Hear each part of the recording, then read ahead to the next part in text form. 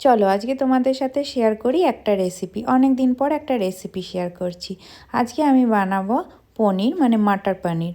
তো শীতকালে তো মটর বেশ সস্তা, কড়াইশুঁটি পাওয়া যাচ্ছে ভালো, তাই চলো বানিয়ে নিই মটর পনির। আর সানা তো পনির খেতে খুব ভালোবাসে। প্রথমে পনিরগুলোকে ভেজে তুলে নিলাম, তারপরে কড়াইতে পেঁয়াজ, আদা, রসুন আর একটু টমেটো আর কয়েকটা দিয়ে দেবো কাজু বাদাম দিয়ে ভালো করে একটু ফ্রাই করে নিলাম, বেশ নরম হওয়া অবধি।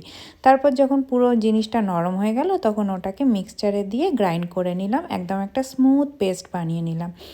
এতটা অবধি করে নিলাম। এরপর দেখো আমি না একটু এর মধ্যে আলু অ্যাড করব। তো আলু অ্যাড করছি কারণ আমার আলুটা ভালো লাগে একটা সবজির মধ্যে, তাই। তো এটা তোমরা স্কিপ করতে পারো কারণ মটর পনিরে সাধারণত আলু থাকে না। তো আমি আলুগুলোকে একটু ভেজে নিলাম, বেশ ভালো করে ভেজে নিলাম যাতে ভাজতে ভাজতেই এটা নরম হয়ে যায়, কারণ সবজিটা তো খুব বেশিক্ষণ কষানো হবে না। তারপরে আলুগুলো ভাজা হয়ে গেলে আমি এর মধ্যে অ্যাড করে দিলাম কিছু গোটা গরম মশলা, দারচিনি, এলাচ, লবঙ্গ আর তেজপাতা। তো পুরো সম্পূর্ণটা মিশিয়ে নিয়ে তার মধ্যে আমি যে মশলার স্মুথ পেস্টটা বানিয়েছিলাম সেটা অ্যাড করে দিলাম। তো মশলা স্মুথ পেস্টটা অ্যাড করে দিয়ে আমি এর মধ্যে আজকে দই দিইনি, তোমরা চাইলে অল্প এক সামান্য পরিমাণ দই দিতে পারো। অ্যাড করে নিয়ে চলো তার মধ্যে এবার দেবো কিছু গুঁড়ো মশলা। গুঁড়ো মশলা বলতে আমি অ্যাড করছি হলুদ, একটু জিরে গুঁড়ো, আমি ধনে গুঁড়ো পছন্দ করি না তাই ধনে গুঁড়ো ইউজ করি না, তোমরা চাইলে দিতে পারো।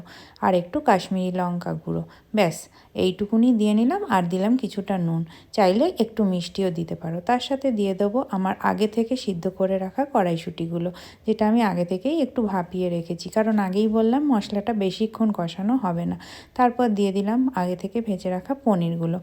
এরপর মশলাটা একটু কিছুক্ষণ কষিয়ে নিলাম যাতে কাঁচা গন্ধটা মশলা থেকে চলে যায় আদা, রসুন, পেঁয়াজের।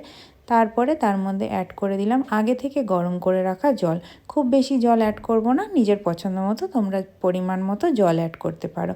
তারপর কিছুক্ষণ ফুটে এলে দিয়ে দিলাম ঘি আর ছড়িয়ে দিলাম গরম মশলা। এবার কিছুক্ষণ আর 2-1 মিনিট ফুটিয়ে নিয়ে নামিয়ে দিলে রেডি হয়ে যাবে আমাদের মটর পনির শীতকালীন স্পেশাল। এটা রুটি, ভাত সব কিছুর সাথে খুব ভালো লাগে। রেসিপিটা কেমন লাগলো জানিও। চলো বাই।